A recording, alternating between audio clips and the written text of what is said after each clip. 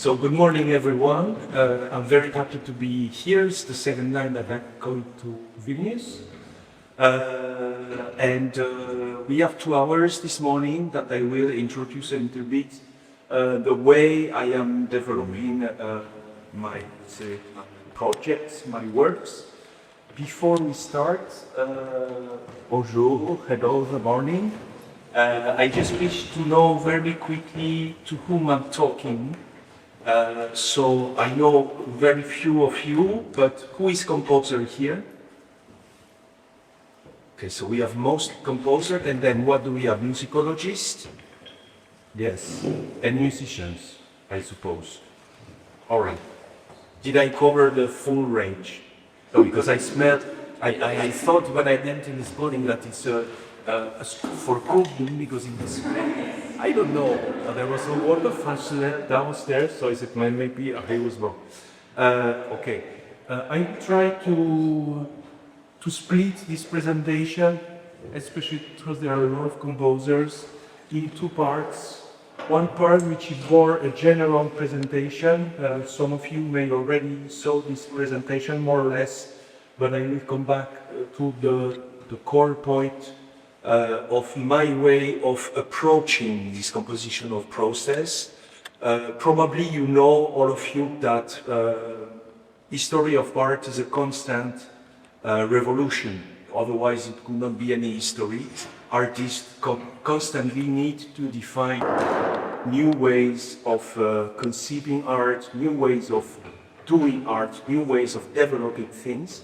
So I'm really using this word revolution because it's very important to acknowledge this, that the artistic field is not a field of reproduction that we would consider that we would reach a point which would be satisfying and that we can stop and just reproduce. No, never. It will never be like this. Strong artists were always reconsidering the rules which were established before. So it's a statement, and it's something which is very important when it comes to defining yourself as an artist. It's always more important to ask yourself if I'm doing something which is trying to be, let's say, experimental, more than saying to yourself, am I doing good? Because am I doing good upon which criteria? Are you doing good upon Mozart's criteria? This is not being an artist, this is being a good, let's say, orchestrator, for example. Okay, if you compose like Mozart, you can, why not? But we are not talking about strong artistical dimension, because if we come to Mozart, we know how revolutionary was Mozart by himself. I always give this example that the tremolo, which is a technique that everybody knows, doing a tremolo, it was a revolution made by Monteverdi. Monteverdi was the first one who created this idea that we cannot just do this, but we can also do this. So from that perspective, I wish to introduce a concept that I worked on, not as a, it's very important to understand that this concept that I will present now, it's not something that I decided that I will work on. It's more retrospective. As Julia said, I was invited to teach Mirka, and I knew that they will have a very, let's say, high-level composers coming to my class. And I said to myself, okay, so far I was never teaching. So it can be interesting that I try to identify in my works what common points are there and how I could, let's say, formalize analytic context. And I discuss also with musicologists who are always asking me, well, how can we approach your pieces? Because it looks fragmented and so on. So it was very nice. So this concept, sorry. It's called The Body Without the Organ, and one more time, it's not something that I created or that I said to myself one day, 10 years ago, okay, I will work on this for the rest of my life, and not at all. It's the contrary. I was experimenting, and I'm still experimenting constantly. I think sorry, maybe I am in front of the screen now. I think the core of our activity is to always preserve experimentation, to do not stabilize anything. And I tried to observe the way I am working and what are the most important things. And I ended up with this concept. Let's try to agree on one thing, which is this thing, that the basic functions of the human body must be reconsidered. So it's a little bit radical, and I am also kind of provocative person, but I am gentle guy, don't worry. But I like to make some provocation. So this is, of course, why I was using this very well-known drawing by Leonardo da Vinci, which is expressing the perfection of the human proportions, and I simply crossed it out, just as an initial provocation. This concept, the body without the organ, is not, as I said, something that I created. It's a quotation which is extracted from a book by this French author, who is named Antonin Artaud. I don't know if some of you know Antonin Artaud. He is a very important and charismatic and special figure in the French literature of the 20th century. Unfortunately, Antonin Artaud was suffering from mental disease. Let's call it a kind of chronic depression when he was already very young. And as he was born at the end of 19th century, as you can imagine, the therapies at that time were not as good as they are today. Nowadays we know a little bit, not a little bit, we know how to manage with depression. There are different treatments. At the time of Antonin Artaud, it was not the case. So Antonin Artaud was suffering from all his life from this, let's say, mental fragility. And this is why we see the photo just a few months before he died. And as you can see, he is basically how old? 58. 56, 50, I'm not good in calculation. But he's not very old guy. And on this photo, he looks like very old. So he was a person who was very damaged in a way by life. He is also a very radical thinker, extremely strong artist in a way of radicality, searching for extreme point in art. So I really recommend that you check few of the books. And I was writing there the 3 most important books in the context of this presentation. Everything from Antonin Artaud is important in a way, but those one can be interesting. The first one is called L'Ombilique des Limbes, and it's the first book which was published. And it's in this book that we will find for the first time this expression, this concept of the body without the organ. The second title, Pour en finir avec le jugement de Dieu, which means literally to end with the judgment of God, is the last book that Antonin Artaud wrote. I will not make any politic here, but we are in the world of tension right now. We can observe very strong geopolitical tension coming from a lot of different places in the world. And this book is a very strong statement against the United States. It's very curious because you would think, reading the title, that it's about God. It's about a certain way of understanding what is God. It's very strong. You can eventually, and this is interesting, you can find an audio version because Antonin Artaud, as you see, he died in 1948, which is the very birth of the French radio experimental broadcast. One of these broadcasts was called Atelier de création radiophonique. And Artaud was recording this text fully as a Hörspiel. You know what is Hörspiel? This special, let's say, type of broadcasting which are very artistical. So I recommend this text only if you are committed and willing to enter in very strong statement and very strong political, let's say, dimension. But it's interesting to know. And the last book is the most important concerning this presentation today. It's called The Theater and Its Double, Le Théâtre et son Double. And it's really a very, very interesting theoretical book about what should be theater. It was written in 1936 until 38, so it's quite old book, but nevertheless, in this book, you can still find today a lot of very, very important approach of how to deal with the theatrical, let's say, world. What is a stage? How to organize different elements on the stage. It was absolutely innovative because at that time the theater in France was mostly a theater of text. And so the most important figures in the theater at that time were the actors. All the other elements were subsidiary. It was not so important. To have nice light, doesn't matter. To have a good sound, doesn't matter. Most important is the text. And Artaud was against this. For him, theater should be a place of much more complex exchange of vectors. And this concept of vectors, it's a very interesting aspect that he's developing in this book and that personally I'm working on extremely strongly on.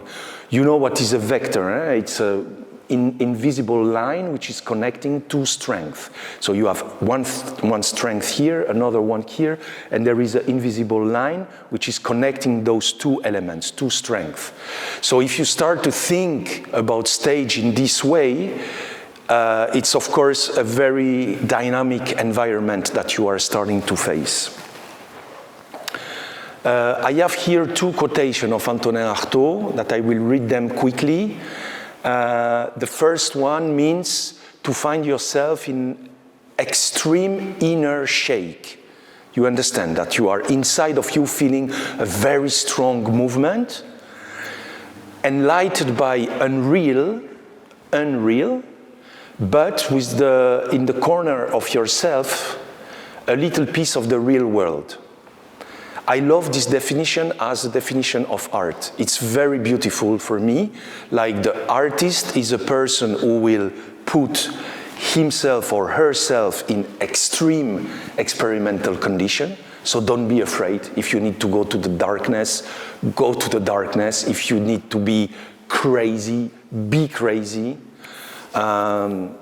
In a simple way, I mean, you can decide, I don't know, to put two mics in the middle of the street and record. This is already a little extreme action, instead of just writing the score on the paper.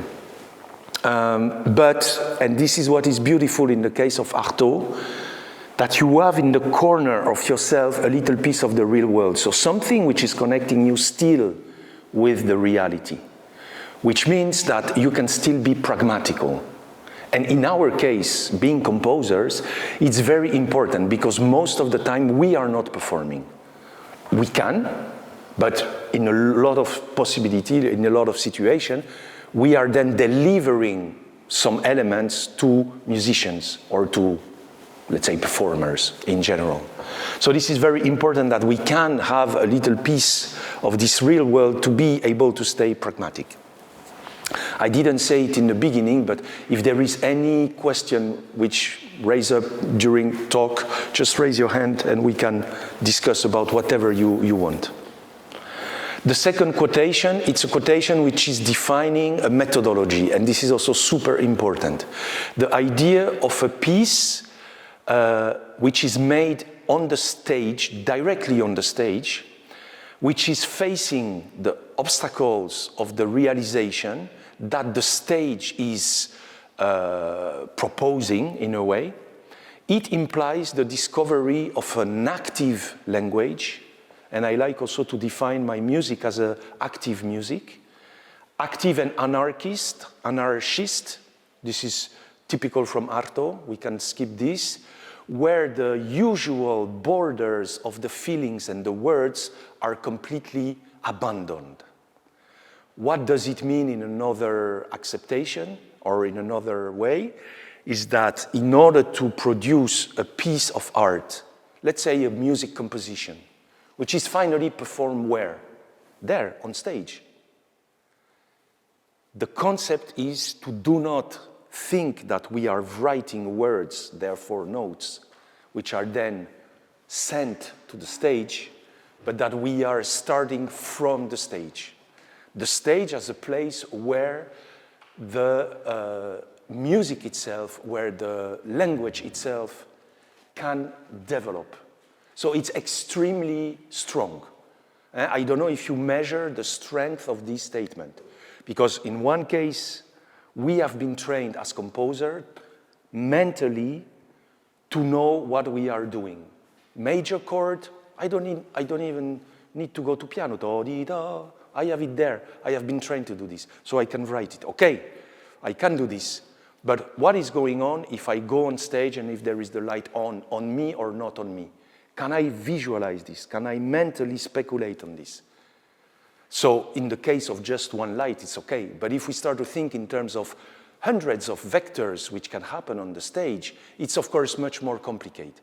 And for this, we need to come back to the experimentation. One more time, I don't want to disconnect from history. We know very well that Mozart was composing on the piano. He was not only writing, he was searching. So this is a lab. I mean, this is really, do I like this? Or do I prefer this? You know, it's a lab. A piano, a keyboard, it's a lab. Definitely. We have been trained with the history of art and with the history of music to visualize and to almost be out of this lab because it's not that hard to imagine a melody. Okay, I can just sing this. I don't even need to sing it loud. I can manage. But then, if I observe this space and I'm starting to say, okay, let's make an example, very simple. Now I am not on stage. Everything which happens there, it's between us. But as soon as I will go there, I already create a first vector, which is the vector of being in and being out. This vector is already existing. If I do this, now I'm playing the violin. And it's okay because I am on stage. So you agree that I'm playing the violin. Do I have a violin? No. So it's fantastic in a way. I don't have the violin, but all of you agree that I'm playing the violin. So this is this kind of thing that I'm talking about. And this is the quotation of Artaud about this, that developing interdisciplinary multimedia project in a way has to happen there, not only there. For the one who would be interested in this concept, corps sans organe, the body without the organ, you can read much more development by French philosopher Gilles Deleuze, associated with Félix Guattari, in two books, L'Anti-Oedipe and Mille Plateaux. They are very difficult, those books, extremely hard. L'Anti-Oedipe is big like this. I tried to read it, I read only some part of it because it's super difficult. But they are developing the concept of the body without the organ into the subconscious questions. But I prefer to stay with Antonin Artaud, to be honest. I like him really as a fragile artist, and I like this fragility. Okay, so let's talk about this concept a little bit more precisely. It's a metaphor, of course, and the basic element of this metaphor is that all the action of the body are not anymore driven by the organs. So let's say, a simple example, my chest is moving because I have lungs. I need to move to breathe in and out. If I remove the lungs, my chest is free to do not move. Okay, so it's very simple in a way. Eh? Don't try to imagine something very complicated. I remove the organ, therefore my body is what? It's a question to you. My body is... Eh? It's empty, but... Yes, you can see this, but let's imagine that I'm talking about this, that The organs are a strong constraint. They are driving all my action. My emotions are driving my action. So if I don't have a heart, if I don't have all those organs, metaphorically, I am free. I'm freeing myself. So this is the most important thing. I don't have anything which forces me to do something or to behave in a certain way. So we are talking here about emancipation. This is the core of this concept of the body without the organ, okay? So I told you that I am provocative a little bit. So I transposed this concept saying that in a way in music, the organ could be the tradition, okay? So the organ, my body is still my body as a performer. I am a musician, okay? This is the body of the musician, and the organ, for me, as a musician, is the classical tradition. Classical, or let's say the context, the musical context, which is defining how I need to behave. Let's make an example. If I have a very long hairs, a long beard, and I'm doing this, which type of music do I play? Heavy metal. And this is exactly the body with the organ. You understand? So the concept is to try to free yourself from a context around which is defining how you need to behave. I suppose that you watch, for example, the Chopin competition. Pianist, one of the biggest pianist competition. There is I don't know if it's on Netflix, a short documentary which is not wonderful, but which tries at least to show a little bit the problems which are there. By problems, I mean the full acceptation of a context without trying to reconsider it, which makes body completely stuck in some kind of world. They are stuck, those bodies. They are not free. So if we observe this picture on the left, everything there is constraint, is the result of a very strong constraints. The light, for example, we have very, very heavy lights. For the orchestra, it's very difficult to propose to an orchestra to play with less light. They will immediately complain. They are all wearing the same clothes, all of them. And most of all, I want to focus on the attitude of the soloist. This soloist plays the cello. Okay, so this is normal, he has to play the instrument, but look at his face.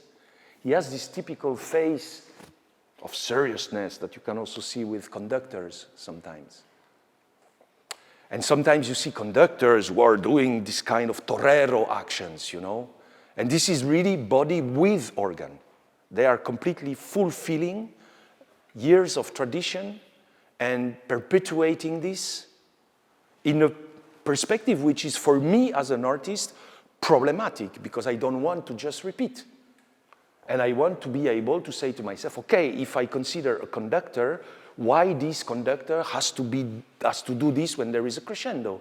I want this conductor maybe to do this when there is a crescendo, or something else. I don't know. I want to be free. I want to be a free artist. If I'm not free, I am not an artist. You know, this is very strong information. So we as composer, we have this responsibility, because what are we doing? Before doing sound, we are producing theatrical actions. Let's say that you write a piece for violin solo, which starts with a very loud, let's say, triple forte tremolo on 2 strings. The violin player will do this, put the finger, and then attack. And he or she needs to make a strong gesture. So you have this. And this is already the art. It's already the art. And it's not only provocative what I am saying. We know perfectly that the very, very wonderful performances of any musician which remained in the history, some old films, I don't know, of Glenn Gould or whatever, there is this intensity which exists before and after the sound. Okay? So if we cross this out, gently of course, it's just a picture, don't worry. On the right, we have some situation which is, of course, completely different. Because we have 3 characters, we can bet that this one is a pianist eventually because he is playing the piano, but we cannot be totally sure. We don't have enough information. They are wearing casual clothes. Those 2 characters are engaged in some kind of strange, I would call this gently strange. They are just doing this, raising up the hands. We don't know exactly the meaning of this, but it's a gesture which is important. Does anyone, would somebody like to tell me what he feels about this gesture? Maybe you? You? What do you, if I do this in front of you, what do you feel when you see this? Simply, do not try to analyze. What does this gesture mean for you? Taking up more space. Occupying the space, okay. Somebody else? Joy. Very good. Openness. It's open. I am open. Wonderful. So with just one gesture, you see what I mean? And this is the vectors that I am talking about. I'm creating vectors here because there is an extra meaning just with this, which is not directly musical, but it's linked with the music because here I have somebody who's playing and he is looking at them, at him. And if I look at the light, look at the difference. I have here a very strong light on this arm, and the light is also very strong in the piano. For this piece, I was having this idea that I want to burn the piano. Of course, grand piano to burn, it's maybe a little bit too expensive, but I like to have ideas which have no limitation, and then to try to make them become something, okay? So in this piece, I'm using, it's not this moment, but I'm using a lot of different light projectors who are focused inside of the piano. So at one moment, there is really a huge amount of warm feeling coming out of the piano. So we have a gesture which have a type of, let's say, open signification. We have the light which is touching there, but there is no light around. So we are able to create a focus, an energetical focus there. And this is what I am, in a way, talking. How to finally get emancipated from body actions, which would be completely the result of a constraint of a certain type of language, without asking any question, into something else, which is enabling us to finally define some context which are proper for our imagination, at least for mine. Everything that I am saying is very personal. I am not saying to you that it has to be like this. This is the way I see the things. So you can grab from this maybe 1% or 0.5 or 0. It's your choice, you know. I'm just telling how I work. Very honestly, I'm not trying to convince you. So, okay, I will right now analyze a little bit few of the pictures which are extract of my pieces, knowing that for me, I cannot start to write any project if I don't have 2 things, the title and the initial situation. I am not able, if I don't visualize how the stage will be when the light will be turned on, and if I don't have the title, I am not able to start to work. This is how I am. I observe this. I did few pieces without having those elements, and those pieces are not good. They are not good at all. Okay, so this is an old piece that I composed in 2004. The title is Time and Money, so it's a strong title in a way that I'm putting on the table important concept of time and concept of money, which are, of course, bended terribly like this, and more and more and more. In 2004, I couldn't imagine that 22 years later, it will be even stronger, this interconnection between time and money. And we have a person. One more time, I would more use the word character than musician, even if we can presume that this is a musician. This character is sitting at the table, which is an everyday life situation, but we can observe that the table is empty. One more time, the lights are super focused on this element. And if we assume that this is a musical piece, and it is one, there is something that we don't see. What is it that we don't see on this picture? Eh? I don't agree with you. I mean, this is a table, it's an instrument. Even it's so much an instrument that if I do, you recognize Beethoven.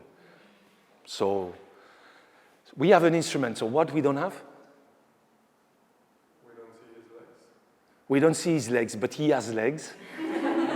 It's a musical piece. I said scores. Eh, voilà. Where is the score? In the head. So one more time. Imagine that you go to see Hamlet. And that the Hamlet is arriving to be or not to be. We don't believe in such a situation. And we, as musicians, we assumed and we accept that the score must be there all the time. No, we don't need to. So this piece, Time and Money, is the piece that I wrote, which is the most performed everywhere in the world. It was some kind of, I don't know why, probably because it's a good piece, but also because of this guy who was a teacher of percussion, and he proposed this piece to a lot of students, which grew and became teacher, and so everybody plays this piece all the time. It was winning some competition and so on. In this piece, I'm asking that the introduction, this is the introduction part, first 5 minutes, have to be performed by heart. I just write it by heart, that's it. And to do or not to do, it's not my problem. Because of course, look at me. If I do this now, I can try to be quite convincing. If I do this, I am out. There is a false vector here. You understand? You look at my hand, then you look at my face, and you see that I'm not concerned by my hands. It's a very simple, when you work in theater or puppet theater or body theater, this is the first thing. If you want to be convincing, taking the bottle of water, you need to look at it. It's as simple as this, because otherwise I don't know where is this bottle. In this case, I am expressing something else. This is another element. I wish that you would be so kind to describe me this. Madame, you would like to describe it, this picture for me? What do you see, simply? Performance situation. Performance, yes. Yes, and you could feel some sadness probably. Oh la la, wonderful. You are very, can you tell why? Can you try to? Because yes, like in narrow, something like ritual and face in the center, eyes closed. Something like you can't say if she's alive or is dead. In general, for me, like this, presentations like in the moon, it is distant, and moon has another symbolic context for me. I'm very touched that you are going so quickly to this. This is a video, and already I want to just point out that when we use video in our project, the first thing that we should investigate is what is the size of my screen, because we are all little soldiers of the capitalistic system. So we develop a video, we go to the software, and the initial proposition is 16:9. But why? So I decided to work, this is a parenthesis, but I decided to work on a round video, which is very strong. And I decided this because I wanted to evoke an object. This object is called the medallion, and this is something which is disappearing a little bit right now, but probably you saw it in the house of the grandparents, maybe for the youngest one. It's a little object that you have in your pocket like clocks, but you open this element and inside there is a picture of somebody you loved. a dead person or a beloved person who disappeared. So it's nostalgic, directly nostalgic. And I wanted to express this nostalgia. A part of this, we have, again we could say, but where is the score? The score are there, we can see them, but I was asking to work for this project. So it's a piece for choir. So we see 12 members of the choir plus the conductor, but we don't know who is who in this picture, which I like very much. To destroy a little bit this authority. Why, for Christ's sake, the conductor has to enter last? Who they think they are to enter last on the stage and to get all the applause? It's not needed. Well, doesn't matter. So the scenographer that I worked with, he asked me two things. He said, at the very beginning of the project, he said, do they need a score all the time?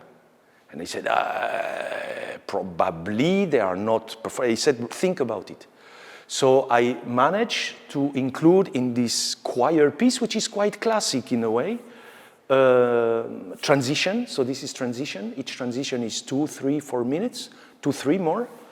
And during those transitions, I am asking the singers to, let's say, go on the stage like very normally. So we see more a group of people. You said performers because it's a stage, but it's a group of persons. And this is the very big music stand, which is hanged. So it's very nice structure because it's a little bit levitating, it's fragile. And at the end of this piece, all the singers, the performer are taking this towards them and they are releasing it. So we see the movement of time, for example. Yeah, if I have time, I will show you extract of the scores, because I wrote even one part which is 6 minutes long, where all the singers are completely at the back, they have no score at all. And with the classical choir, it was not easy, but there are solutions to write something which is not just fully improvisation, where you still control some elements, but you find some idea and principle in order to manage. Yes, yes. I want to ask, I see 2 rings, like 2 circles. Yes. Is it a shadow? But in the middle, something a bit down. This is a shadow. Yes. This is loudspeakers. Oh, okay. This is loudspeakers monitoring, because they need to hear the electronic parts. So we didn't find out more elegant way to put them in the center, but the scenographer was not very happy. So we were painting them, you know.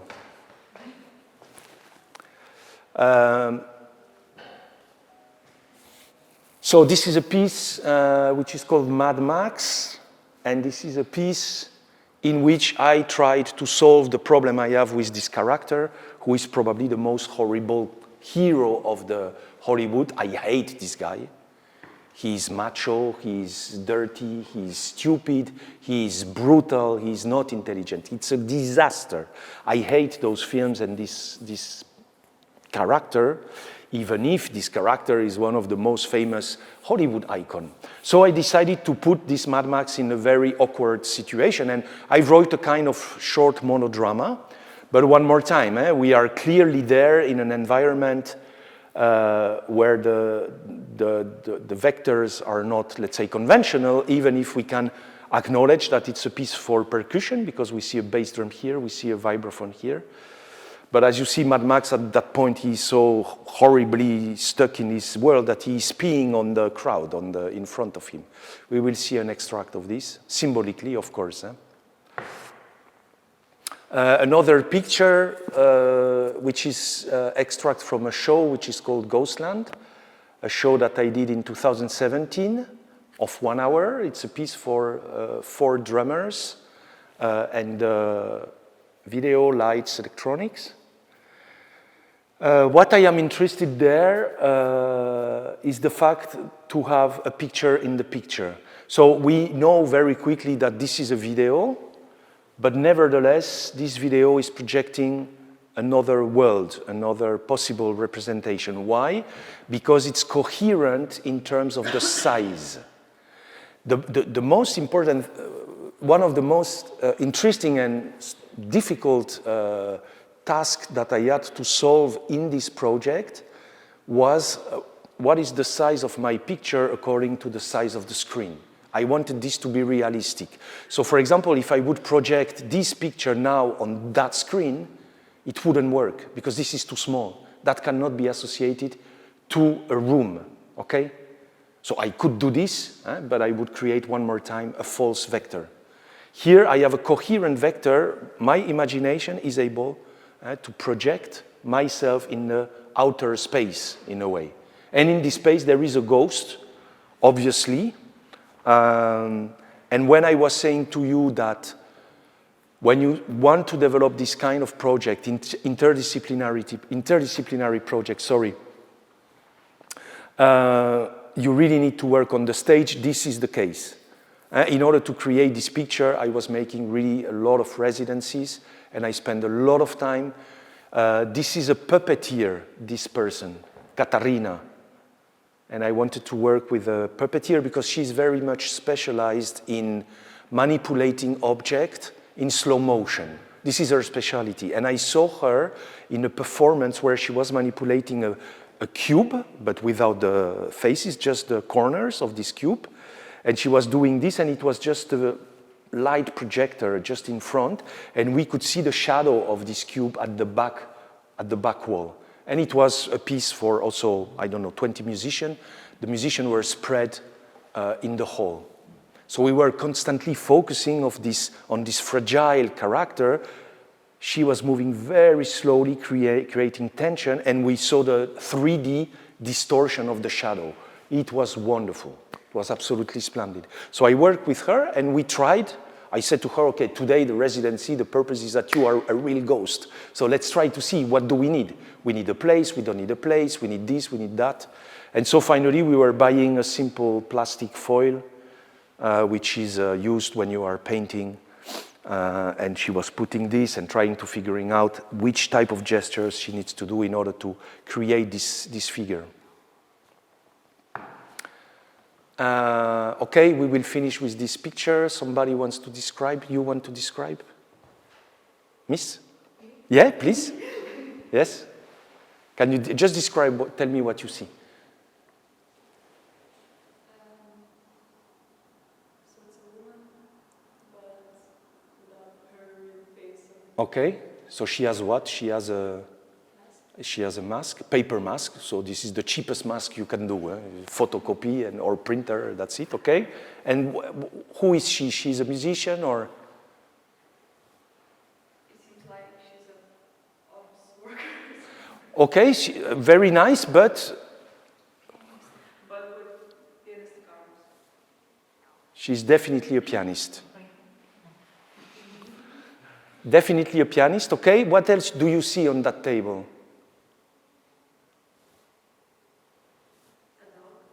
A dog, yes. What is this dog? You know this dog? You have seen it in real? Did somebody see this dog? Yes. And what does this dog? He's doing this all the time. Therefore, he's doing what? He's saying yes. Yes, yes, yes, yes, yes. I love this dog. He's the wonderful little character. And then what is this? A dice. Dice symbolizes what? Decision making. Chance. Chance. And then we see also this. This is very important. It's not hidden. It's very strong conference microphone. Okay, so one more time. We will see an extract, but this is a piece that I really loved to write because it was a wonderful project. It was a commission for the Lux NM Ensemble in Berlin, 5 musicians, and I proposed them to work. They said, you can think about us plus something. And I said, could I think about kids? I say, kids? Yes, I say, yes, I would like to write a piece for you, ensemble, and 10 kids. Okay. Because I realized at that time that I really have a serious problem with kids because we are lying to them all the time. We are horrible with kids in general. We read the newspapers, lies, lies, lies, lies, lies. And for years, I was collecting articles in Le Monde where I was saying to myself, come on, Really they write this? Really they said this? Allez, hop, I cut it and I keep it. And that was a moment for me to do something with that. And the first picture I had in my head was a little girl or a little boy carrying a pile of papers in front of the crowd and just opening the arms, and all of this is falling down because it's just lies. That was the image which came to me. So this is how I decided to work with this. And we will see an extract where we see the kids interacting with the musician. And the main concept, and it's very nice because the main concept of the piece, at least the first half an hour or 20 minutes, is to write a score for people who don't know how to read the score. So basically, they are not musicians, those kids. I need to be able to work with them, or somebody has to work with them. And the aim is that they are putting the mess, total mess on the stage. That was my idea. So they are throwing papers, it's kind of mess because they don't agree with what is going on. So symbolically, it's a strong piece, but it's also funny. And I needed to have few elements, you will see them, in actions. Okay, this we will talk a little bit later, but quickly said, we can see immediately the vectors here. We have a video, but we also have two very strong objects, and we see the connection immediately. This object is bended, this one is bended. So there is a direct communication between the physical objects on the stage and the objects which are projected, but of course something different happened there than here. Okay, so this is a little bit my conclusion of this first chapter. With this idea of the body without organ, or let's talk about more an emancipated vision of what can be the composition of musical or theatrical music theater projects, the instrument and the body can be disconnected. So this is very important. Then anything can become an instrument. We know it.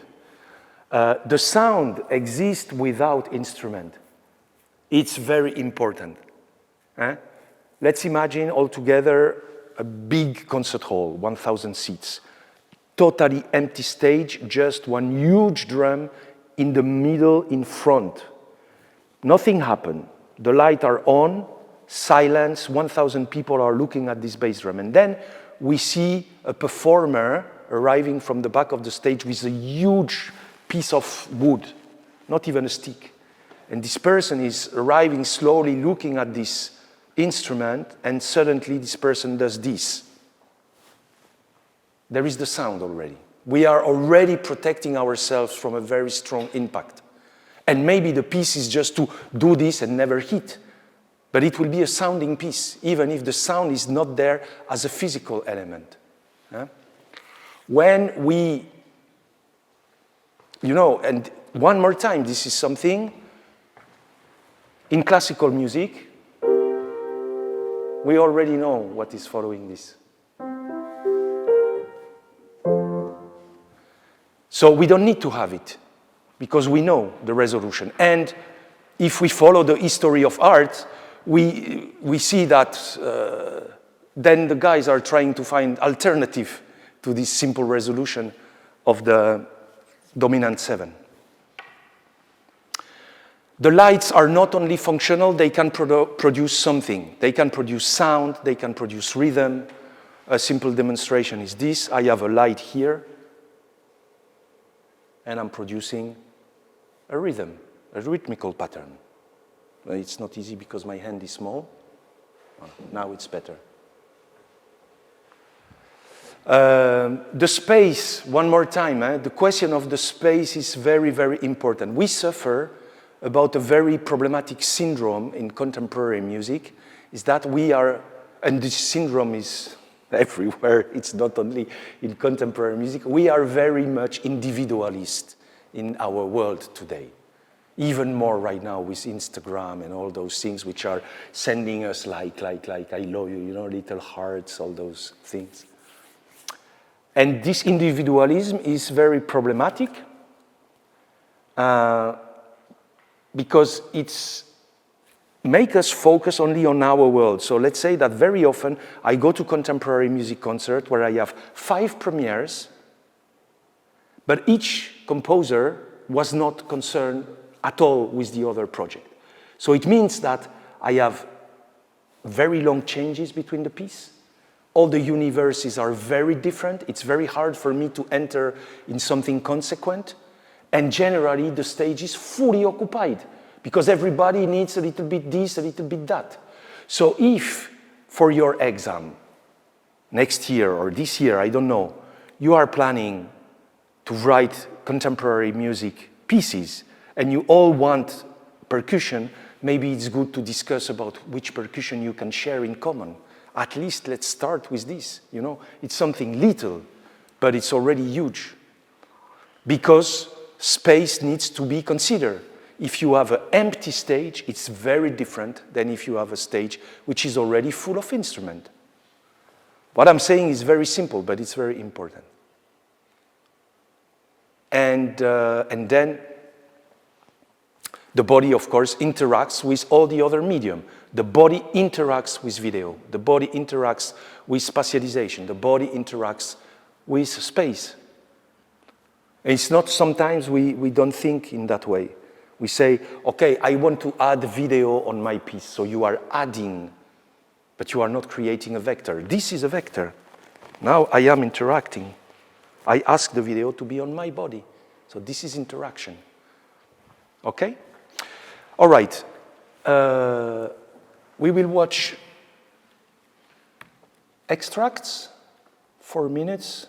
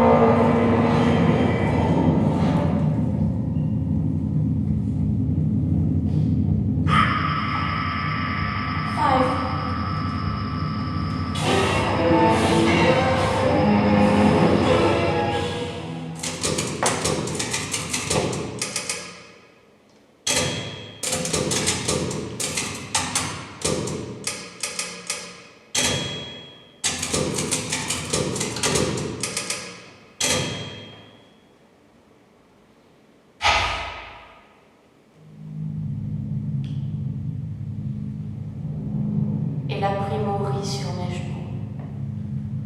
Elle a craché sur mes mains. Craché. Mon lévrier a été mis dans un sac. On a pris la maison.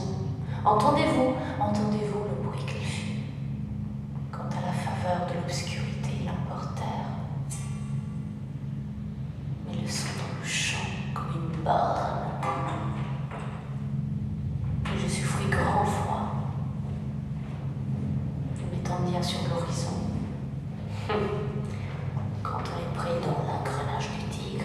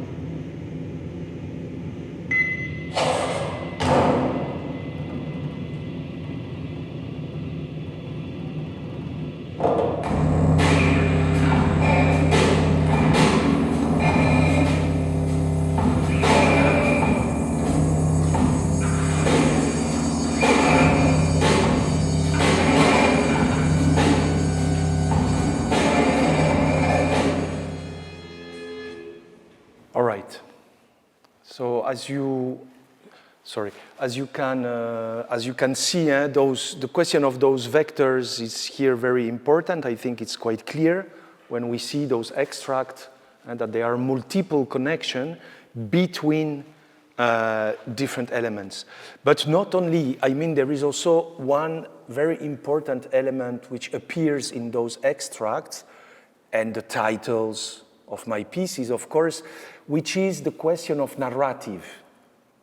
To develop something on stage, it doesn't need a narrative. It can stay very abstract. So this is, one more time, a personal, let's say, approach. It's not a statement of what it should be. But for me, the question was always how to solve the anger that I accumulate inside of me when I look at the world we are living in. How to manage with this? What can I do? Of course, the best would be probably that long time ago I would decide to engage in an NGO organization. That would be probably quite useful. But I had discussion about this with a friend who did this and who said to me, you know, I know what you are doing and maybe it's your way of fighting and maybe it's not so useless. Don't worry about this. So I want to talk about this question about art as a catharsis and as a psychoanalytic process. Sorry. And this is, one more time, not something which is very personal. I know, I think that at least half of the artists are treating their artistical practice as a catharsis, therefore as a way of accessing to therapy. And it's cheaper in a way than to go to the psychoanalysis. No, I'm joking, of course, because you may need to go to a psychiatrist. But nevertheless, I think that in my case, I'm really trying to do not exclude this anger or the reaction that I can experience through the world itself, and I'm not protecting myself from this. On the contrary, I'm acknowledging this. I'm taming, I'm swallowing this brutality, and I'm trying to do something out of it. And I'm showing to you this painting, which is a very famous painting by Francis Bacon, which was painted in 1945. And this is super important to know that this painting has been realized in 1945.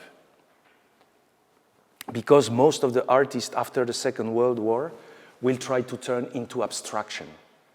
Because they don't want anymore to represent anything which could be clearly linked with the human activity. Because the human activity in 1945 is simply to open the Auschwitz concentration camp as the symbol of one of the most horrible, let's say one more time, one of the most horrible thing that human could do to themselves. But Francis Bacon chose a different path. He said, no, I will not draw lines or squares or just a blue or just a red painting. I want to express this strength of the brutality, this violence. And there is another very famous painting that you know, which is very much linked because it's Guernica from Picasso. It's a painting which was made a little bit before as a reaction of the massacre of the people in Guernica in 1938. So we are talking about the same period of time. So we know that Picasso is the inventor, or let's say with Georges Braque, another French, not another French, Picasso is Spanish, with the French painter Georges Braque, they both invented cubism. This technique, very specific, to accumulate different perspectives of looking at an object and to flatten them and to put them on the 2D representation. So we see the profile, we see the front, and all of this is put it together. Would it be possible, up to you, to just look at this painting saying, oh, this is the perfect example of cubism? That's it, guys. So let's analyze. Here we see the bull, and the face was represented both from the front and from the side. Okay, thank you, let's go to the next painting. That would be a mistake, because this is not the core of the painting. The core of the painting is sound. This is a very loud painting. It's loud, super loud. And also the choice of colors. So I'm asking this question, is it a useless painting? Because it's a famous story with Steve Reich, American minimalist composer, who was asked this question, and he said, yes, it is useless. It's useless. If it would be not useless, like if it would serve to something, it would not be any more wars. And we see that they are all the time wars. So art cannot save the planet. Art cannot save the world. I don't agree. I don't agree. I have been many times to see Guernica. Each time I go to Madrid, I go to say hello to Guernica. It's my commitment. I want to say hello to this painting because it's very big. I think it's the size of this, more or less, of this opening of the stage. And each time I'm going there, I see groups of kids who are brought by the school to talk about this. So I'm saying to myself, is it better that those kids know about history? For me, yes. So maybe in this group of 10 kids, few of them will do something very good. So maybe the wars that we are witnessing are not that horrible. They are super horrible, but they could be even worse. And so it's a way for me also to answer no to this question. No, art as an engaged process, art as a strong commitment is not something useless. We can discuss hours about this, and one more time, it's my convictions. You would say to me, no, for me, art has to be a pure expression of abstract things. I don't want to have simple emotions. It's not interesting me. I will be fine. I will be fine. I am able to look at abstract paintings. I love them. I am a big fan of Mark Rothko, for example. Mark Rothko is a wonderful abstract painter. But then, how it works for me, because it's for me, I tried. Believe me, I tried to be out of this process because it's hard. Sometimes it's very hard.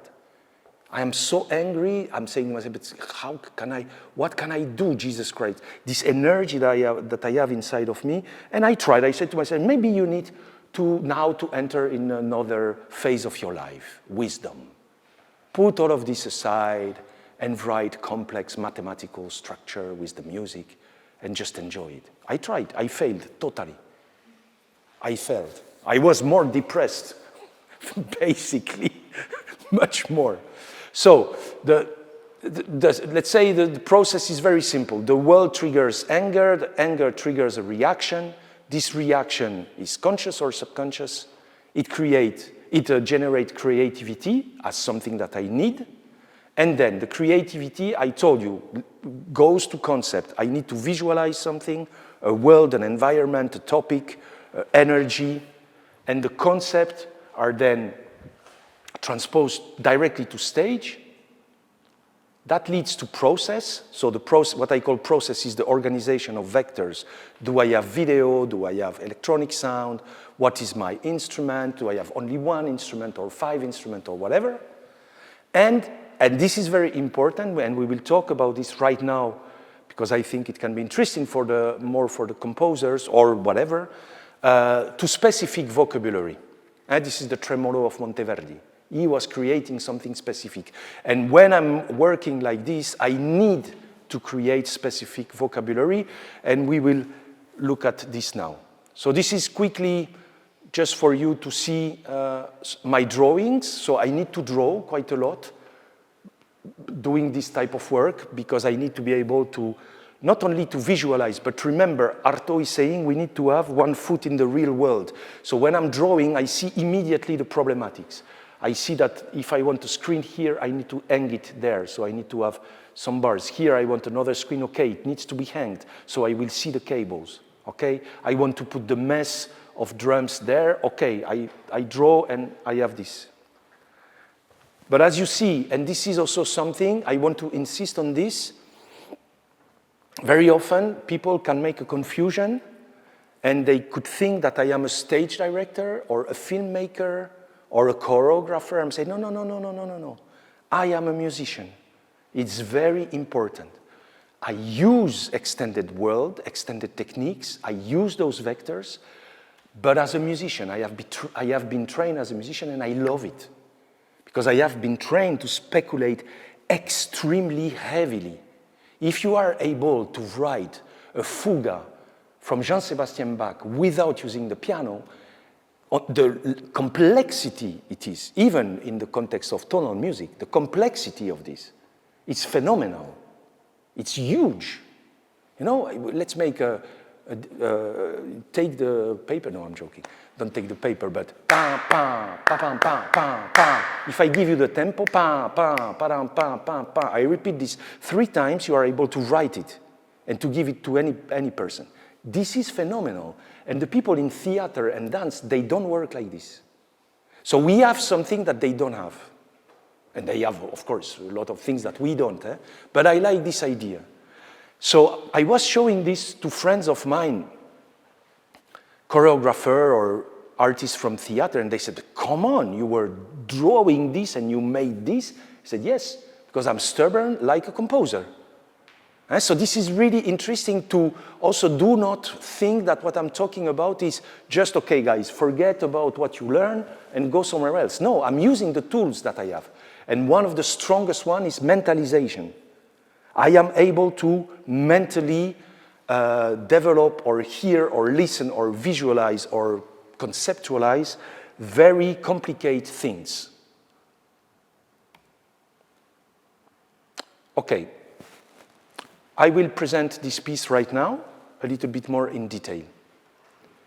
As a conclusion, for me, the artist is inside of the society, he is not aside. The music, let's say art in general, is stronger than politic because it creates emotional shock. This is also something that I believe strongly. Then when it comes to using art as something where you can have a statement, where you would like to say something with your art, I discovered, after many years of tries, that it's generally more powerful when you are not direct, when you are using subconsciousness, or you are evocative or ambiguous. It's more powerful than when you are saying things very directly. But, you know, if you are too much evocative, finally, we don't know what you are talking about. So it's, you know, it's a balance to be found between those two. What are my tools? From which element I can create vectors? From text, video, photo, action, ritual, sounds, relation. I could write a lot of things there. And here down, I just wrote the name of few authors who were definitely very engaged artists. I don't know if you read The End of the Red Man by Svetlana Alexievich, which is a wonderful book about the end of communistic time. She's from Belarus, and she wrote this book during, I don't know, more than 15 years. And it's an observation about the collapsing of communistic system into something else that we are witnessing right now very strongly. But of course, Albert Camus, L'Étranger, Pasolini, Émile Zola.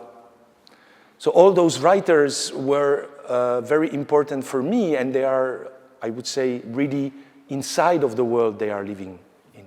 They are not aside. Okay, I want to show you a little bit more concretely a writing process, more in detail, about one piece which is called Vanitas. We saw a short extract of this piece, and I want to enter a little bit more precisely, more deeper inside of the process. So I will start with the drawings, but I need to tell you about the context of this piece. I had a commission from an ensemble in Berlin, and it was an artistic group project including authors, poets, composers, stage directors, so very wide. And we all had to answer to a question that our piece, our project would be linked with this question, which was, do you think that nature can be the same inspiring today than it was for the romantic artist?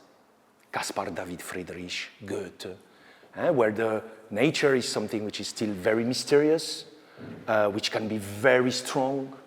You saw those paintings with dark clouds, a lot of wind, the ships who are falling down in the sea. So can we be inspired in the same way by the nature today? For me, no. For a simple reason, is that we have right now a very different type of relationship with nature, which is that what we are doing to nature. Yes, we are destroying it. So because of this, we cannot look at the trees and say, oh, what a beautiful tree. It would be a little bit awkward for me, ridiculous. Of course, we can still be fascinated by the strength of the nature, but we cannot just be acknowledging it like in a little bubble, like, oh, what a beautiful moon. Yes, but Elon Musk wants to conquer the moon, guys, right now. It's serious. They want to send stuff to collect the special things there. Okay, so this idea, this reflection, this topic was leading me very quickly to something, it was intuitive.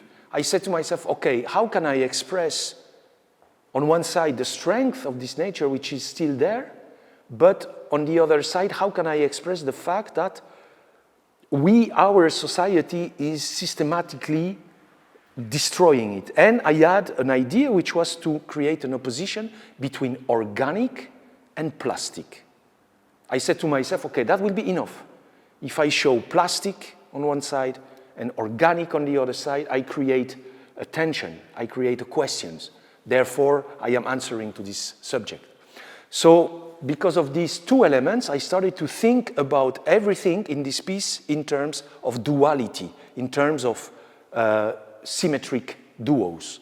Also, the reason of this is that the commission was for a very specific group, which is two piano, two percussion. So, already in the group, I already have this duality, 2 plus 2, and each of them divided by 2, okay? So this is one of my first drawing. And I have the two drummers, two pianists who are playing on the table. One more time, it's the table. I love tables. This is my favorite object. I love so much tables. Simple one, I don't need to have, golden legs. It's just a table. Probably because it's the place where I spend the biggest amount of my life, tables. So I'm attached to this object. And immediately I'm creating, because I want to show organic and plastic, I'm saying to myself, okay, I can use video for this. It's a good entry point to develop a video. So I'm saying to myself, how to connect, and it's written here. I'm writing that is working on the point of view of the interaction between the stage and the video. Why is it working? Because I have an object here, a table, and I'm showing the table there. So I'm creating immediately a coherent vector, that the video is another point of view of the same thing that we see on the stage. This is what I explained to you, so I'm just writing, drawing element, plastic. I'm trying, this is just tries. And from this you are removing a lot of things.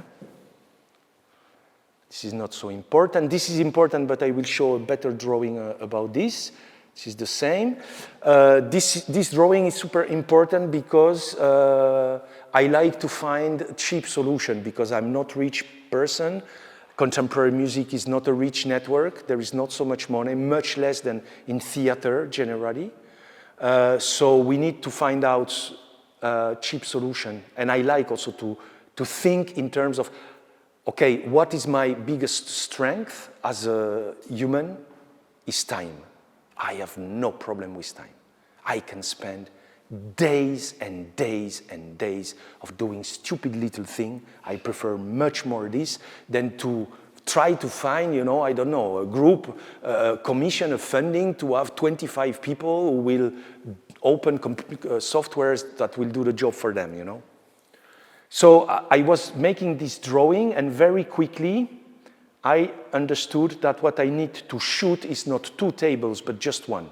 The most important is that I shoot one, and then I will use the mirror effect in the video, and I will have 2 tables. And that will be much easier, because if you start to imagine that you need to shoot one object falling down, another object falling down on the table, then you need 2 persons who are unleashing the objects. okay? So with one, I'm fine. It will work. Can I ask, like, Yes, yes, yes. like, you're showing this, like a drawing, but also did you, like, do the video by yourself? Yes, yes, yes. Only, like, one person? No? We were two. I will show you. Okay. We are going there because I really want to show to you very precisely. This is the, well, in a way, this is exactly what I'm doing here. I'm saying to myself, what do I need to make this video? I need this. And finally, you know, I'm doing this, and I cut it by two, and I observe that this is just pure symmetry. With this drawing, I observe this. So therefore, I need only one guy, because I will shoot only one table. I don't need to shoot the two one. I will just do this after. You will see how. This is the list. I love list also. I was always fascinated by list in general. So this is the list of the things that I need, that I want to shoot, and so on. This is speculation about symmetrical positioning. You can see this in a very famous piece by merde. What is this? A lyric suite by Alban Berg. He has 4 elements and he's putting them constantly. This is also something that we are trained as musicians. And we know this kind of thing very well. All the technique of how to repeat a motif by changing the elements of the position to make them reverse and so on. So I'm just applying this here. You will see I am a very classic composer at the end, super classic. But this is very important because now we are talking about the vocabulary. And this is really, really, I think, one of the most important elements. Well, okay, it doesn't want to be bigger. Let's make, oh, super. Okay, thank you. So, basically what I know is that I will shoot a video where I want to see objects which are organic or plastic appearing and disappearing. This is my idea for this piece. This is my concept. Objects appearing, disappearing. So now I'm trying to say to myself, okay, concretely, remember the little leg in the real world, concretely how I can do this. So I'm just drawing here the different ways an object can appear or disappear on the table. The object can fall down, the object can fly up, because I'm already into magic. It can fly up, it can slide, it can fall down because the table is bended, or it can come up when you pull the table back to you. More or less, this is the only way I found. And I'm now connecting this with physical actions. And this is extremely important because now what I am doing is simply I'm creating the vector that I was talking about. So I need a not dangerous object. So this is my table. If I see this, I do, you see it has a huge impact, much more than what I thought. So it will come back, don't worry. Searching, yes, search and find.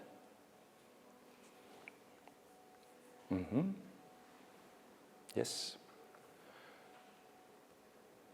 So I hit, the object falls down. Now, if I want this object to fly up, what do I need to do? I need to hit from below, very strongly. It does this.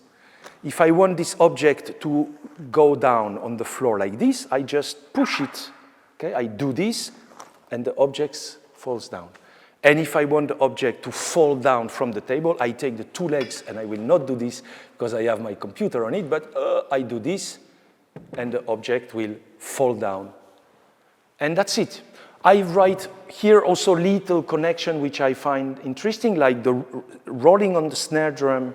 I would probably associated it with little rocks or little object which would fall down, like a group of rainy objects. And I also can do something which is super important, is to connect the bowing gesture of a drummer. So now I am like this, I am not like this, not like this, I am like this. I bow, so I create an energy which is lateral, and in the same time, an object can appear that way on the table, okay? So I think it's very clear. I'm trying to connect different... I'm not trying. I am connecting. Basically, I am establishing the vectors between what will happen on the video and what I can do on stage. Wait a second. Before this, we can... Voilà. So this is our atelier. So we were shooting this in my studio, which was smaller than this room. Small place. I have a screen similar than this one, a little bit bigger, of course, but I have a table. It's very important to understand that this is the key point. We are fixing the two front legs, that the table will always come back in the same position. Because this is super important. This is the core point of this concept. You have to understand this. This is an interesting situation. You want to make a video with a chair. You see the empty chair. You take a photo of this empty chair. Next one, I am here. Take a photo. And then you put those two photos one after the other. Yeah, I will suddenly appear. But if, meanwhile, it's like this, you destroy completely your effect. Okay, so why? Because if the chair doesn't move, the time of the chair is constant. Okay? So you can do whatever you want with this chair, something happens, some things go away. As soon as this chair doesn't move, the time goes, it's constant. If the chair moves by itself, it has its own timing, okay? It's clear for this? So this is why we need to be able, because I need a lot of flexibility with the time, we need to be able to come back all the time in the same position. Why do I need flexibility? Because I don't have the scenario. I know that I will shoot a lot of objects falling down on those tables, but then how I will organize them in time, I don't know. I have too much. Maybe I will choose only 10% of them. So I need to be very, very precise with this. This is the place where we bought. We bought all of this. So this is nice because, you know, which one is fake? Eh? Now they are doing crazy stuff. Eh? This is real, this is fake, this is real, this is fake, and this is fake. Okay, this is the studio, this is how we organize this. You saw the title of this piece is Vanitas. You know what is Vanitas in the painting? It's a very classic, we know still nature. And those very famous paintings where you see fruits, food, you know, a table with a lot of things. And Vanitas is a special case where you see also organic stuff, but you always see two more elements, the skull, which is the representation of the human vanity, because we can be Michael Jackson. At the end, we are all finishing the same, as a skull. And the time, a symbol of time passing. So I have candles, I have dices, symbolic objects. Okay, preparation, real dogs, because I wanted also to really, when I found, I think we saw this, yeah, I have this beautiful puppy here, and I wanted to have the organic version of it. So I have two real dogs. This is Mathieu, so I worked with him only. We were the two of us. Fake bones, fake bugs. We are experimenting here how to make them slide, so we tried with this, but it was not very convincing. It was not super convincing. This is the first test that I am doing, so it was very long. It took half a day to put the camera like this one on the stand, and to really adjust this camera exactly where I wanted, because I knew that I will then use the symmetry.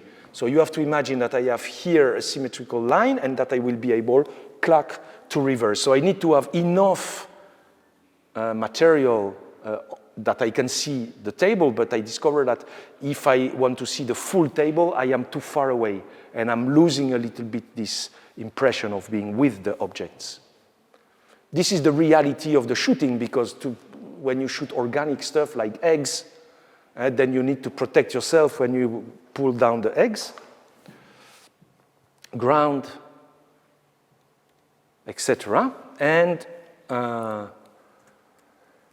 this is the list of everything we were shooting. So it's really quite a lot. Voilà, so this is just extract of the direct rushes. We were shooting a real pig head. I was asking this to the butcher, because in France it's forbidden you cannot buy this. So the butcher accepted to borrow me, but he said you need to bring it back. And it's, and in a way, yeah, we could shoot this for a few hours. He said, you take it in the morning, and as soon as you are done, you bring it me. No, it's forbidden. It was recently some kind of terrorist or so were putting pig heads in synagogues in Paris. Not long time ago, 6 months ago. And as you see, the table broke. And that was wonderful in a way for us. It was just because what we are also trying to demonstrate is the strength of nature against plastic. And that was a direct expression of it. The poor Mathieu, because it's extremely heavy, so he was on this ladder. He said, Pierre, are you ready? Yes, I'm shooting, paf! And the table exploded, it's crazy stuff. Real dog, it was also not easy, the situation with the dog. So now the next step is to understand how I worked. So this is the After Effects software. Compositing software, doesn't matter. You are putting video and you can manipulate them. So as we see, I have two tables, but it's the same one. If you look at the name here, it's 057. It's the same. It's just that one of these is mirrored, okay? So it's very, very, very simple. This is the base picture that I need to have all the time. If I manage, after any action, that an object appears or disappears, to come back to this, I am the master of time, because I can do whatever I want. Is it clear for you, this? If at any moment, after an action, I come back to this position, I can do whatever I want. So that was the aim of shooting and then of editing. So in order to make this very smooth, I need to use what is called mask, okay? So you see here this red line. Basically, now we have 3 films, the 2 that we just saw, here and here, and then we have an extra film, which was the one that I shooted when the pot was falling down, but I keep from this one only the part which is interesting me. Just for you to understand, because you will see, of course, that it can be much more complex, because I was never shooting few objects falling down together. I was shooting all the time only one object, because I wanted to be able to decide the combination that I want to do, okay? So in this case, I cannot put those 2 films together because one is in front. So if I put the film of the dog in front, I cannot see this. Okay, so I need to keep from the film of the dog only the dog. You understand this? So it's a lot of work. I was saying to you that I'm not afraid of time. That was crazy. You will understand by this. This is the result. The final result that I want to get, I have the real dog who is looking at the table full of bones. And of course, one of the pianists will move the table down and the bones will disappear and this poor dog will face emptiness and he has to go away. But this is not at all how it was shooted. It was shooted like this. Okay? So from this film, where there is she's the owner of this dog, and she was talking to the dog to help him to, in a way, to behave. We agreed that the dog will look somewhere, and then she will turn around and she will call the dog, and the dog will turn and go on the other side. That was the action that we had to do. But then later on, as I said, I keep only what is inside of the curves. Therefore, I have only this. Okay? Right. So,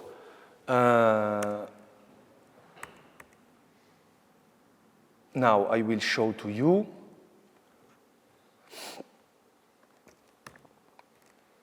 how it works in the concert. And then we will look at the score, and then we will finish to look a short extract, the first part of this piece. So this is an interesting topic also because so far I'm talking about what I am doing, but then, I mean, I'm working for a musician, not for me.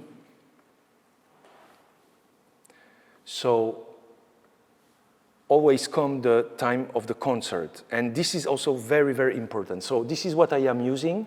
This is my interface for the concert. It's an environment which is called Max MSP. It's a programming environment, not very complicated, but the cool point of this software is that you are doing the things in the way you want. So this is a... Sorry? You made it by yourself? Yes. Yes. I developed this program, but it's quite simple. Basically, I'm putting things together, and I decided how they will be triggered. So, wait a second, because I can do it in front of you. This piece is in 6 channels, but we have here only 2. So I will output all the channels to 1 and 2. Voilà. Now it should be working well. I just need to choose output device. This is M-Track. Yes. M-Track Plus.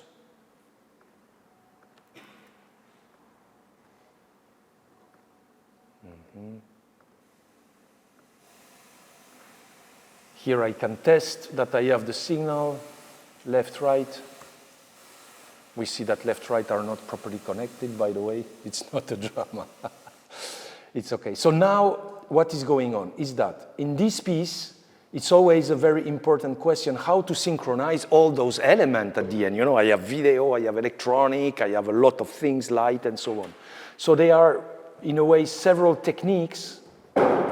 In this case, I choose the technique of cue. So to trigger different cues, not to have a constant video which would go from the beginning to the end, which we could synchronize with a click track. Because generally, I don't like click track so much. This piece is 14 minutes, and I can use click track, it's fine, and sometimes you don't have the choice. But if you can think about not using it, I think it's nice because I have 4 musicians, and in this case, if they don't have the click track, they still interact together, and I love this interaction. For me, the most beautiful thing in music is this. When I see musicians looking at them to synchronize a gesture, I am blessed, you know. So basically, you have to imagine there are 2 tables, and one of the pianists, in the beginning, the pianists are performing at the table. She has a MIDI pedal. So when she will press this pedal, she will trigger a cue. What is a cue? A cue is an information that I will receive here, and then I'm using this information to trigger video, sound, light, whatever I want, okay? So now, sorry.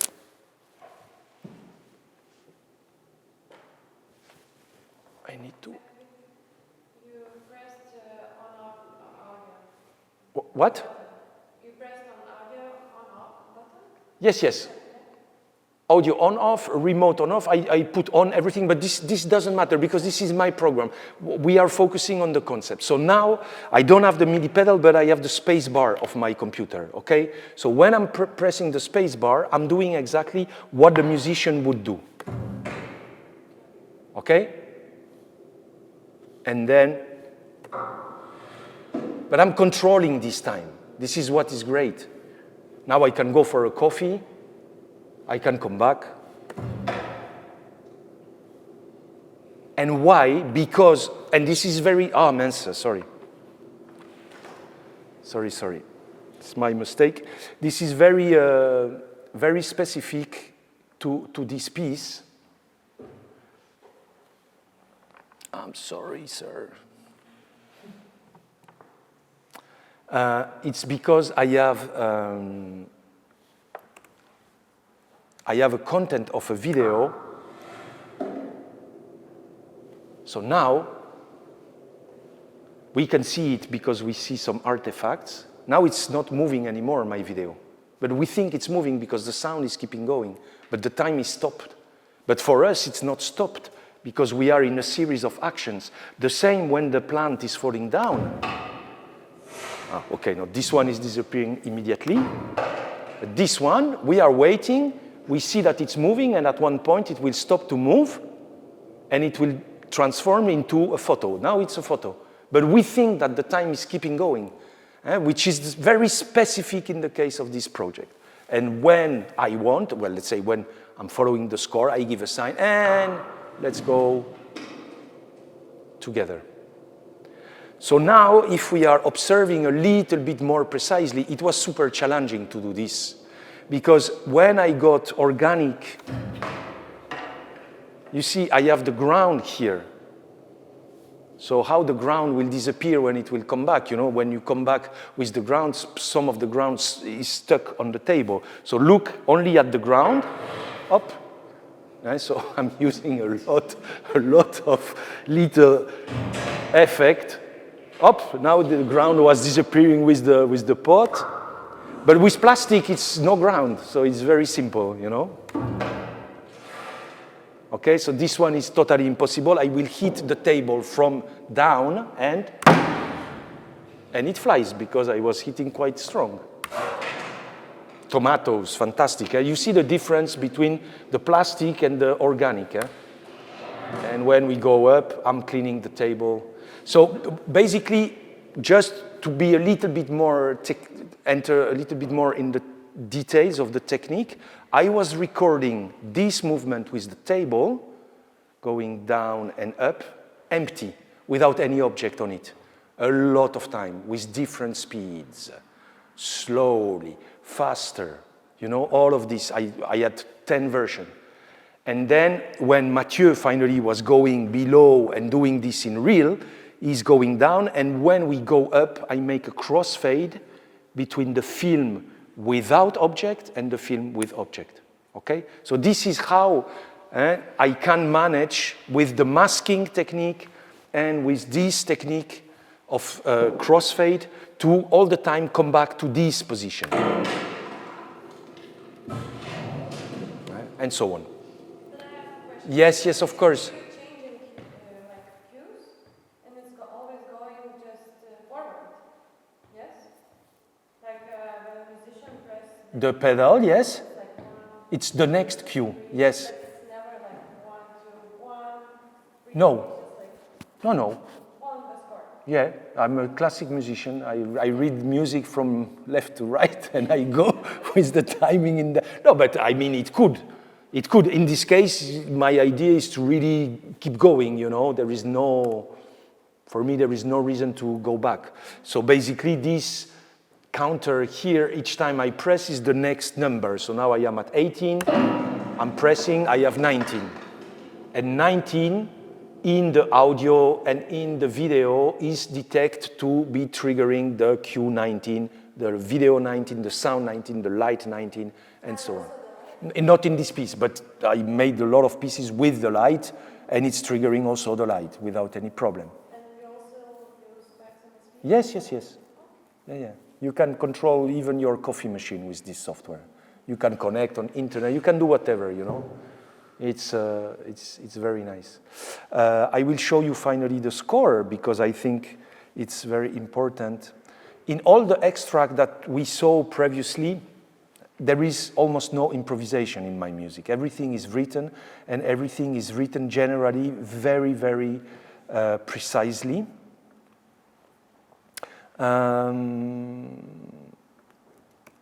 And you will see that it's, in a way, it's quite simple. I like simplicity, you know. Once I have complex ideas or complex thoughts and whatever, then I'm trying to make those things very simple. Okay, the technical rider, this is how the piece is looking. So we have, let's say, two setups. We have a setup in front of the stage, and we have a setup at the back of the stage, which means that to play this piece, you already need a quite empty space. If you have full of instrument everywhere, it doesn't work. Okay, and in the notice, there is, so this is the lights, how they should be organized, but they are not interactive. It's very simple. When the musicians are going to the back part to play the piano and the drums, we just switch the light. And this is the only thing which is a little bit specific, which can be interesting, because, of course, we said the table is an instrument. So if the table is an instrument, it's like any instrument, it has some specificities. And of course, the sound here is not the same than here. It's not the same if I do this here or here. So I'm using a very simple technique in this case, but there are plenty of other possibilities, but this one is working quite well, is that I am defining two lines, middle and side, and those two lines are explained here. So the upper line of the staff is corresponding to the middle part of the stage, so this zone. And the lower line of the staff is corresponding to the side of the table, okay? So with this, just two lines, I am quite powerful, because if I want to do this, progression between two, I just do a glissando between the two lines, okay? If I want to do this, it's very simple. So one more time, I insist on the fact that we are extremely powerful with the music notation. It's crazy how powerful we are. We can control wonderful things. We just need to have a little bit extended vocabulary, okay? So for example, I'm using pictograms to explain how I want to hit the table with the fist, like this, like this, like this, like this. All of this makes very different sounds, okay? And that's it. This is for the drums. And so basically, this is the score. Cannot be more simple, you know? So I have my two lines for the tables. In the beginning, they are only the two pianists who are performing, hitting, and then bending the table down and up, hitting. And it will be developed in a very classical way. Like I am just having one very simple element, which is this, and I'm trying to find variation. This is why I'm super classic. This and this will become this. But it's the same object that we are turning on and developing, you know, constantly. And then progressively the drummers are entering, and the drummers are also entering with the same type of gesture, which we saw already on the table, in order to create a new vector between those things, and that they are not disconnected. I didn't want the drummers suddenly to play with sticks, very like, okay, they are the drummers. No, the drummers are to enter in the process very like softly. So everything is, and as you can see, it's more and more complicated. Like a formula which is repeated. Clang, clang. But the time is, there is a tempo, 60, sorry. Allez. Eh bien, I'm too fast, sorry. Yes. 60, and I have measure, so 10 seconds, 8 seconds. But this 8 seconds can be shorter or longer, you know, it's not a problem because I have cues. You see what I mean? And this is the biggest advantage of the cue system. So I'm asking them to feel the music, not to just follow a click track, which is completely different situation. Okay, I think it's time to watch finally a longer extract. We will watch the first part of this piece, which is made with the objects falling down and up to the moment where finally the vanitas, as I describe it, with the skull, the candle, and symbolic object of time is appearing.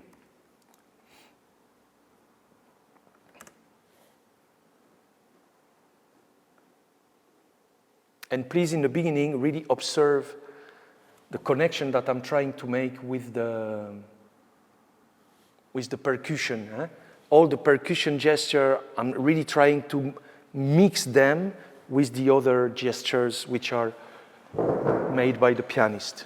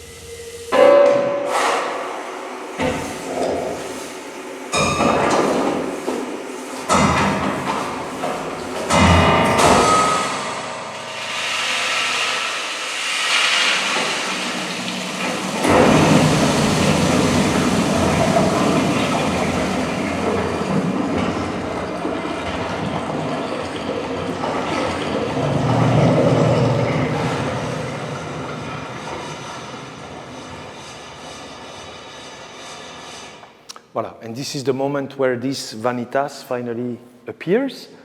They will play a moment with it as a kind of very important figure, and we will zoom inside of it, and then we will enter in the second part, which is also the same kind of duration, 7 minutes, where this vanitas is trapped inside of the screen, which I like also to do very much, and I'm using then the screens to show ecological disaster, but now this is super direct.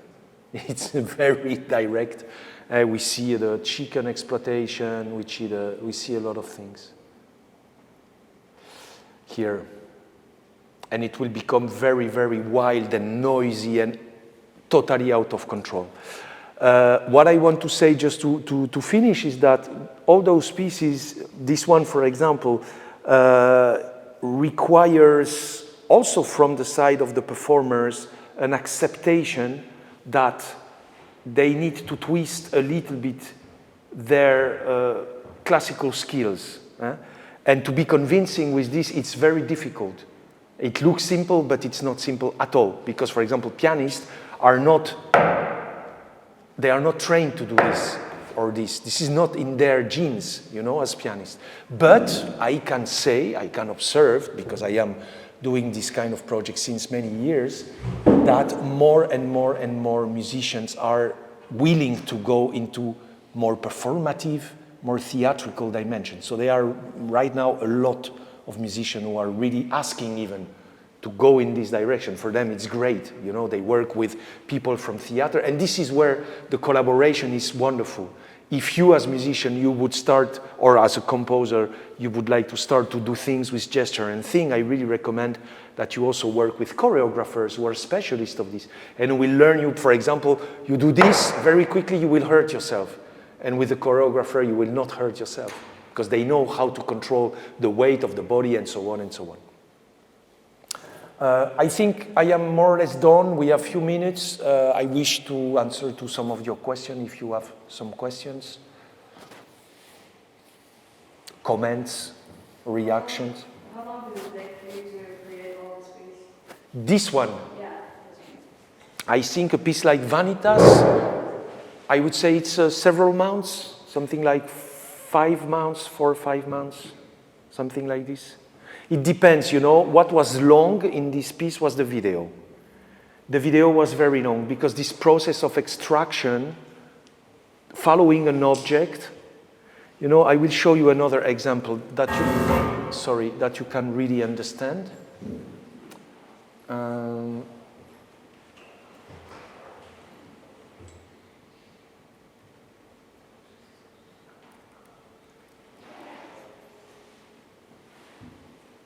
Alors, voilà. If we look at this video,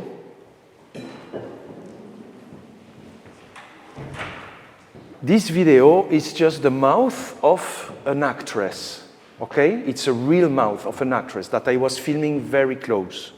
But I didn't want to see the rest of her face because I wanted to project this video. This is for this Mad Max piece that I showed to you. So I wanted to project this video here, okay? On the bass drum.